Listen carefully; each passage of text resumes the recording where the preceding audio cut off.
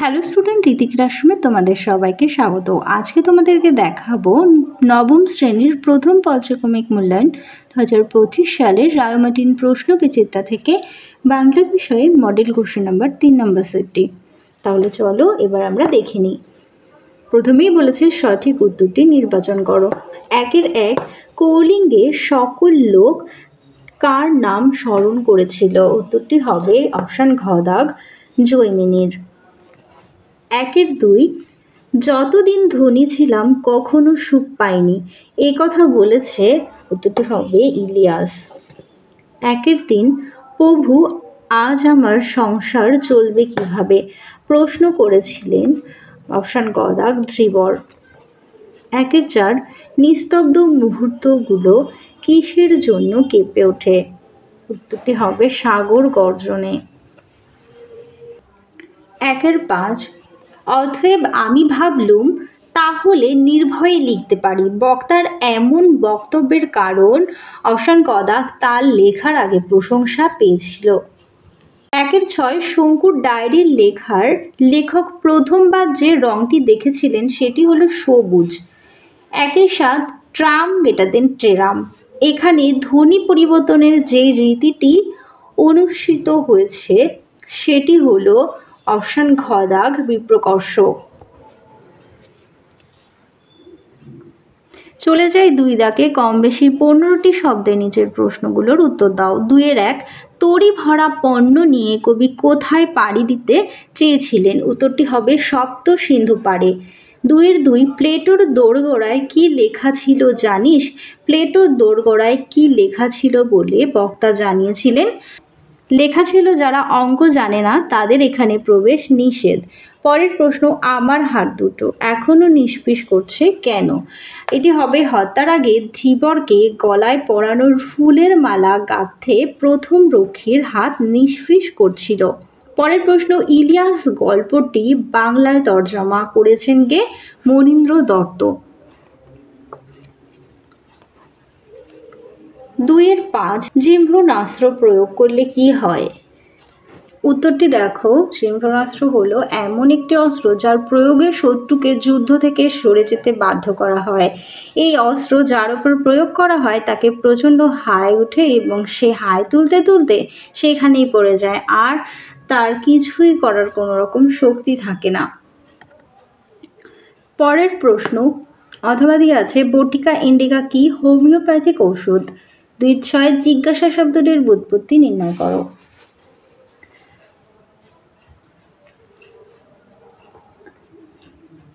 গ্যা যুক্ত শন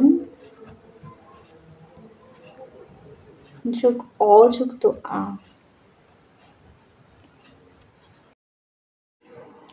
দুইয়ের সাত, অনুসর্গ কাকে বলে? যে সমস্ত অব্যয় পদ কোনো বিশেষ্য বা সর্বনাম পদের পরে বসে, কখনো বিভক্তির কাজ করে, কখনো বিভক্তির সঙ্গে এক হয়ে পূর্বপদের কারকের অর্থ প্রকাশ করে, কখনো তুলনা বা সাদৃশ্য বোঝাতে ব্যবহৃত হয়, তাদের অনুসর্গ বা পরসর্গ কর্মপ্রবচনীয় বলে। পরের প্রশ্ন, মুকুন্দ চক্রবর্তীর কবি কিঙ্কর উপাধির কারণ কি? রঘুনাথ রায়ের সভাকবিরূপে চণ্ডীমঙ্গল কাব্য রচনা করেন, যার জন্য তিনি কবি কিঙ্কর উপাধি লাভ করেছিলেন। এবার দেখে নাও 3 দাগে, বলেছে 60টি শব্দের নিচের যে কোনো একটি প্রশ্নের উত্তর দিতে হবে। 3-এর 1, প্রলয় গনিয়া প্রজা ভাবয়ে বিষাদ, এখানে প্রজাদের বিষাদের কারণ কি? প্রখ্যাত মধ্যযুগীয় কবি মুকুন্দ চক্রবর্তীর কলিঙ্গ দেশে ঝড় বৃষ্টি কাব্যাংশে কলিঙ্গ রাজ্যের প্রজাদের কথা বলা হয়েছে। কলিঙ্গ রাজ্যের প্রজাদের মন বিষাদে আচ্ছন্ন, কেননা হঠাৎ সে রাজ্যের আকাশে রাশি রাশি মেঘের সমাবেশ ঘটেছে। ঈশান কোণ থেকে এই মেঘরাশির জমাট বাঁধতে বাঁধতে সমূহ আকাশকে ক্রমে আচ্ছন্ন করে পরিবেশকে অন্ধকার করে দিয়েছে। ক্রমে সঞ্চারিত হয়েছে উত্তরে বাতাস, ধেয়ে এসেছে তীব্র ঝড়, দূর থেকে ভেসে এসেছে মেঘ গর্জন, দেখা দিয়েছে আকাশ ছেঁড়া তীব্র বিদ্যুতের ঝলক, বাজ পড়ছে ঘন ঘন।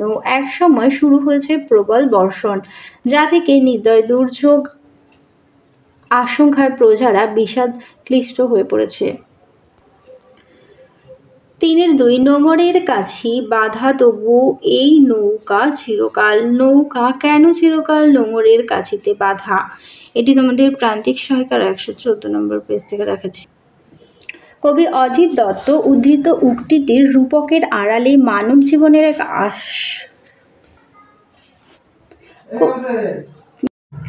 কবি অজিত দত্ত উদ্ধৃত উক্তিটির রূপকের আড়ালে মানব জীবনের এক শাশ্বত সত্যকে তুলে ধরেছেন। সাগর পাড়ের হাতছানিতে সাড়া দিয়ে কবি বেরিয়ে পড়তে আগ্রহী, কিন্তু তার সেই স্বপ্নের সমুদ্র যাত্রায় রয়েছে বাস্তবের বাধা। এই বাধা অতিক্রমের জন্য তার ত্রুটি নেই, মাস্তুলে পাল, অবিরাম দাঁড় টানা সবই ব্যর্থ। আসলে মাঝে মাঝে মানব জীবনে এটাই বাস্তব হয়ে দাঁড়ায় যে মানুষের স্বপ্ন, সাধনা, উদ্যম, উদ্যোগ ইত্যাদি পারিপার্শ্বিক বিরুদ্ধতার স্তব্ধ হয়ে যায়, যেমনটি কবির ক্ষেত্রে ঘটেছে। চলে যাই 4 দাগে। 4-1 ইলিয়াসের অতিথি চলে যাই 4 দাগে। 4-1 ইলিয়াসের অতিথি বৎসলতার কথা স্মরণ করেই তার খুব দুঃখ হলো। যার দুঃখের কথা বলা হয়েছে তার দুঃখ নিবারণের জন্য মোহাম্মদ শাহ কি করল? ইলিয়াসের অতিথি বৎসলতার কথা স্মরণ করে তার প্রতিবেশী মোহাম্মদ শাহের খুব দুঃখ হলো। ইলিয়াস অত্যন্ত শান্ত ও ভদ্র স্বভাবের মানুষ ছিল। অক্লান্ত পরিশ্রমের ফলে প্রভূত সম্পত্তির অধিকারী হলেও তার স্বভাবের কোনরূপ পরিবর্তন ঘটেনি। পরবর্তীকালে যখন সে নিঃস্ব হয়ে পড়ল, তখন তার অবস্থা দেখে পাড়া প্রতিবেশীদের করুণা হলো। এই রকম একজন প্রতিবেশী মোহাম্মদ শাহ। সে নিজে ধনীও নয়, আবার দরিদ্রও নয়। ইলিয়াসের অতিথি বৎসলতার কথা স্মরণ করেই তার খুব দুঃখ হলো। তাই ইলিয়াস ও তার স্ত্রীকে মোহাম্মদ শাহ তার নিজের বাড়িতে এনে রাখলেন। এবং 4-2 সে স্বর্গের চাইতে লক্ষ যোজন দূরে থাকায় আমরা নিরাপদ বোধ করতাম। এইরকম মনে করার কারণ কি? এর উত্তরটিও তোমাদের প্রান্তিক সহায়িকার বই থেকে দেখাচ্ছি। দাম গল্পে সুকুমার এবং তার বন্ধুরা যারা অঙ্ক খুব দুর্বল ছিলেন, এখানে তাদের কথা বলা হচ্ছে। মাস্টারমশাই সুকুমারদের বলতেন যারা অঙ্ক পারেন না তাদের জন্য স্বর্গের দরজা বন্ধ থাকে। সুকুমাররাও ভাবতেন যে স্বর্গে গেলে যদি জটিল জ্যামিতির সমাধান বা স্কয়ার মেজারের অঙ্ক কষতে হয়, তবে তেমন স্বর্গে যাওয়ার চেয়ে তার কাছ থেকে দূরে থাকাই তাদের পক্ষে মঙ্গলজনক। এবার দেখে নাও 5 দাগে। কম বেশি 63 শব্দের নিচে যে কোনো একটি প্রশ্নের উত্তর দাও। 5-1 নিরবধি 7 দিন বৃষ্টি নিরন্তর। 7 দিন কোথায় বৃষ্টি হয়েছে? এর ফলে প্রজাদের কি দুর্দশা হয়েছে? এটি তোমাদের রায়মার্টিন সহায়িকার বই থেকে দেখাচ্ছি। উপরোক্ত উদ্ধৃতিটি বাংলা সাহিত্যের মধ্যযুগীয় মঙ্গলকাব্য ধারার অন্যতম শ্রেষ্ঠ চণ্ডীমঙ্গল কাব্যের আখিন্টিক খণ্ডের অন্তর্গত কলিঙ্গ দেশের ঝড় বৃষ্টি কাব্যাংশ থেকে গৃহীত। উদ্ধৃত পংক্তিটির অর্থ হল 7 দিন অবিরত বৃষ্টিতে মাঠ থেকে আনা শস্য এবং ঘরবাড়ি নষ্ট হয়ে গিয়েছিল। 7 দিনের অবিশ্রান্ত বৃষ্টিতে কলিঙ্গ দেশে যে ভয়াবহ প্রাকৃতিক দুর্যোগ সৃষ্টি হয়েছিল, এর ফলে জনজীবন বিপর্যস্ত হয়ে পড়ে। কবিতাংশটিতে কবি এই পরিস্থিতির কথাই বলেছেন। ঈশান কোণে ঘনিয়ে আসা কালো মেঘ সমগ্র আকাশে ছড়িয়ে পড়েছিল। উত্তরে হাওয়ার দাপটের পাশাপাশি চলতে থাকে বিদ্যুতের চমক, তীব্র মেঘ গর্জন ও বজ্রপাত। ধুলোর ঝড়ে কলিঙ্গ রাজ্যের সমস্ত সবুজ আবৃত হয়েছিল। এরপর শুরু হয় মুষলধারে বৃষ্টি। ক্রমে প্লাবনের আশঙ্কা ঘনিয়ে এলে প্রজারা বিষাদগ্রস্ত হয়ে পড়ে। তারা দিশেহারা হয়ে ঘরবাড়ি ছেড়ে ছোটাছুটি করে। জলের তোড়ে ধ্বংস হয়ে যায় বাড়িঘর, ক্ষেত থেকে আনা শস্য নষ্ট হয়ে যায়। জলস্থল একাকার হয়ে যাওয়ায় গর্তবাসী সর্পকুল বাসা হারিয়ে জলে ভেসে বেড়ায়। 7 দিন দুর্যোগের আতঙ্কিত প্রজারা উদ্ধারের আশায় জৈমিনী ঋষিকে স্মরণ করেছিল। এই পরিস্থিতিতে জলে নষ্ট হয়ে যাওয়া শস্য ও বাড়িঘর প্রসঙ্গে কবি কিঙ্কর মুকুন্দ চক্রবর্তী আলোচ্য উদ্ধৃতিটি ব্যবহার করেছেন। চলে যাই 5-2 স্রোতের বিদ্রুপ শুনি প্রতিবার দ্বারের নিক্ষেপে। স্রোতের বিদ্রুপ কবিকে কিভাবে ব্যথিত করেছে আলোচনা করো। রায়মার্টিন সরকার বই থেকে দেখাচ্ছি। নোঙর কবিতায় কবি অজিত দত্ত তরি নিয়ে পাড়ি দিতে চায় দূর সমুদ্র পাড়ে। নৌকা প্রস্তুত যাত্রা করার সময় দাঁড় বইতে গিয়ে কবি বুঝতে পারে নোঙর গিয়েছে পড়ে তটের কিনারে। কবি তাও দাঁড় টেনে চলেন অনবরত, মাছ তুলে পাল বাঁধেন। তারা দেখে দিকের নিশানা করে ফেলেন, অথচ নৌকা এগোয় না।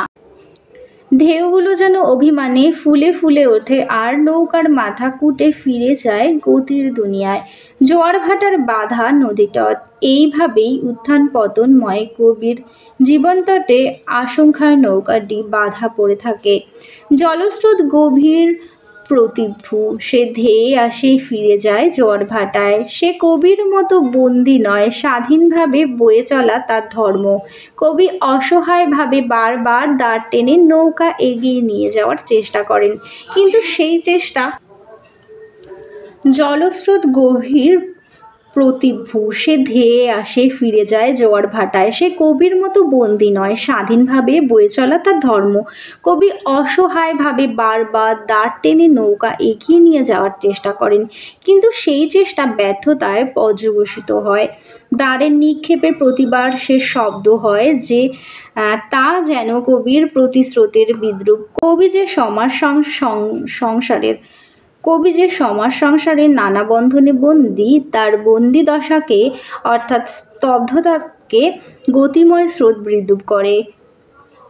কবি চান সমস্ত বন্ধন ছিন্ন করে কাঙ্ক্ষিত গন্তব্যে পৌঁছে যেতে পারেন না বলেই তাকে স্রোতের বিদ্রূপ সহ্য করতে হয়। অসহায় নিরুপায় কবি ব্যর্থতার বেদনায় বিষণ্ণ হয়ে পড়েন। এবার চলে যাই 6 দাগে। 6-এর 1। আমি তাকে 10 টাকার বিক্রি করেছিলুম। এই উক্তিটির আলোকে সুকুমারের চরিত্র আলোচনা করো।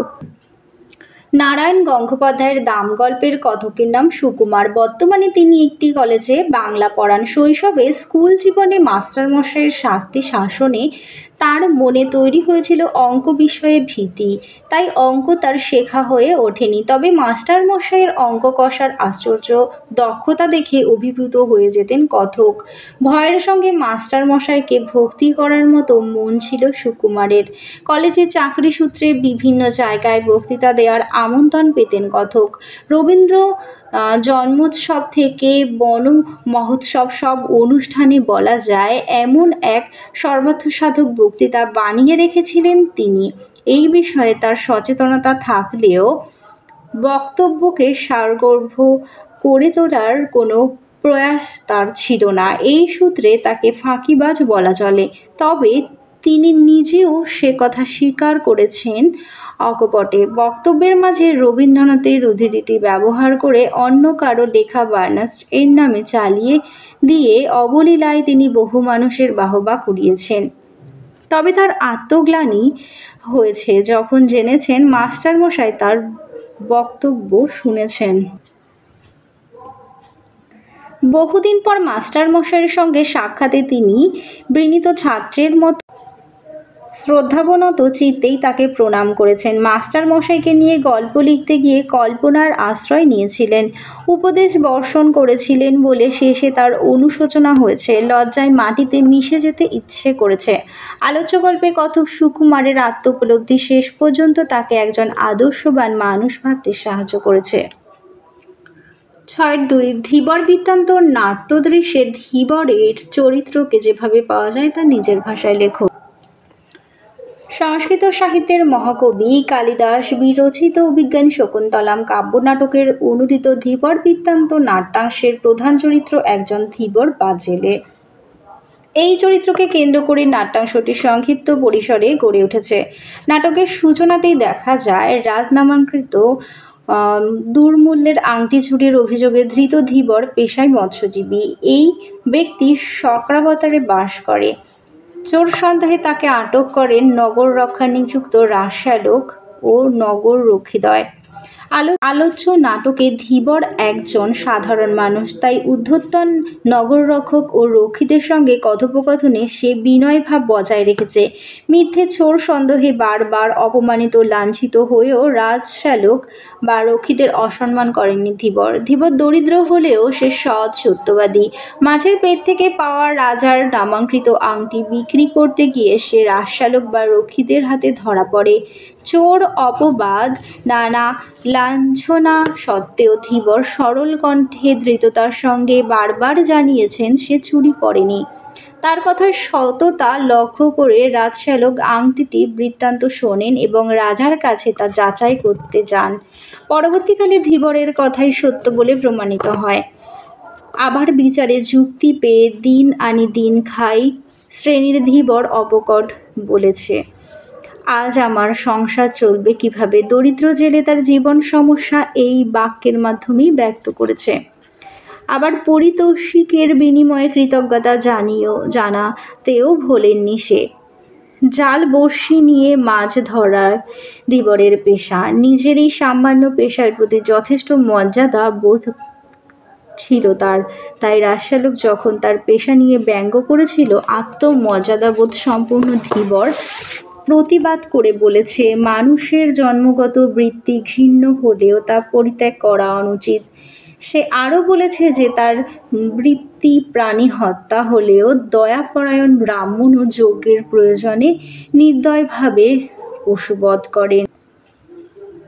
ঊর্ধ্বতন রাজরক্ষীদের কাছে ব্যঙ্গ লাঞ্ছনা গঞ্জনা সহ্য করেও ধীবর তার প্রাপ্ত পারিতোষিকের অর্ধেক অংশ তাদের দিয়েছে। যে রক্ষীরা বিনা দোষে তার প্রতি দুর্ব্যবহার করেছিল, নিচু শ্রেণীর ধীবর প্রতিহিংসা বজায় না রেখে উদার মানসিকতার পরিচয় দিয়েছে, বন্ধুত্বের আহ্বান জানিয়েছে তার আচরণে। চলে যায় 7 দাগে। 7-এর 1। আজ দিনের শুরুতেই একটা বিশ্রী কাণ্ড ঘটে গেল। দিনটা কত তারিখ ছিল? 1 জানুয়ারি। বিশ্রী কাণ্ডটা কি ঘটেছিল? রোজকার মতো প্রফেসর শঙ্কু সেদিনও নদীর ধারে মর্নিং ওয়াক সেরে ফিরেছে। এমন সময় শোবার ঘরে ঢুকতেই সামনে দেখতে পেল এক বিদঘুটে চেহারার লোককে। চমকে উঠেই প্রফেসর বুঝতে পারে যে ওটা আসলে একটা আয়না, আর লোকটা আর কেউ নয়, স্বয়ং তিনি, অর্থাৎ আয়নার ওপর ভেসে ওঠা তারই প্রতিচ্ছবি। এই কয়েক বছরে তার চেহারা যে এমন হয়েছে তা সে বুঝতে পারেনি, কেননা এতদিন সে আয়নার সামনে দাঁড়াননি। আয়নার প্রয়োজন হয়নি বলেই প্রহ্লাদ তার ওপর ক্যালেন্ডার টাঙিয়ে রেখেছিল। বছর শেষ হওয়ার কারণে প্রহ্লাদ সেটি নামিয়ে রেখেছিল, তাই তাকে আয়নার সামনে দাঁড়িয়ে তার ওই বিশ্রী প্রতিচ্ছবি দেখতে হয়েছিল। এরপরে 8-এর দাগে দেখাচ্ছি, মেঘ দেখে কেউ করিস নে ভয়, আড়ালে তার সূর্য হাসে। আকাশে মেঘ দেখে ভয় পাবার কোনো কারণ নেই। মেঘের আড়ালেই রয়েছে সূর্যের আলোক রশ্মি। ঘন কালো মেঘ সূর্যকে ঢেকে দিয়ে অন্ধকার করে দেয় চরাচর। ভয়াবহ দুর্যোগ আর বিপদের পূর্বাভাস বয়ে নিয়ে আসে, প্রীতির সঞ্চার ঘটায়। কিন্তু তাতে সূর্য ক্ষণিকের জন্য ঢাকা পড়েছে মাত্র। এই বোধ মানুষকে আশ্বস্ত করে। মানুষের জীবন প্রবাহে প্রকৃতির এই সত্য প্রতিবিম্বিত হয়। নিরবিচ্ছিন্ন আনন্দ আর সুখের মধ্য দিয়ে জীবন অতিবাহিত হয় না। জন্ম থেকে মৃত্যুর মাঝখানে প্রতিটি মানুষকে অনেক ব্যর্থতা, হতাশা, প্রতিবন্ধকতার সামনে দাঁড়াতে হয়। অনেক অপ্রাপ্তি আর দুঃখবোধ মানুষের জীবনকে অন্ধকারাচ্ছন্ন করে তোলে। মনে হয় যেন দুঃখ কষ্টের এই অভিজ্ঞতাই চরম সত্য। সুখ শান্তি জীবনে শুধু দুর্লভ নয়, অলভ্য, নৈরাশ্যবাদী। এই মানসিকতা থেকে মুক্তি পাওয়ার জন্যই মনে রাখা দরকার, অন্ধকার চিরস্থায়ী নয়, সে কেবল আলোকে সাময়িকভাবে সরিয়ে রেখেছে মাত্র। ব্যর্থতার অপর পিঠেই আছে সফলতা। দুঃখ আসলে সুখকে গভীরভাবে উপলব্ধি করারই প্রস্তুতি। বিপদ, প্রতিকূলতা, ভয় এই সবই মানব অভিজ্ঞতায় জরুরি। ধৈর্য ও সাহসের পরীক্ষা দিয়ে জীবন পথের বাধাকে অতিক্রম করতে পারলেই তাতেই মানুষ সুখ, সফলতা, আনন্দকে পূর্ণ মাত্রায় অনুভব করতে পারবে। তাহলে চলো তোমাদের 3 নম্বর মডেল সেটটি সমাধান করে দিলাম। ভিডিওটা ভালো লাগলে অবশ্যই লাইক করো ও ভিডিওটা ভালো লাগলে অবশ্যই লাইক, কমেন্ট ও বন্ধুদের সঙ্গে শেয়ার করতে ভুলো না।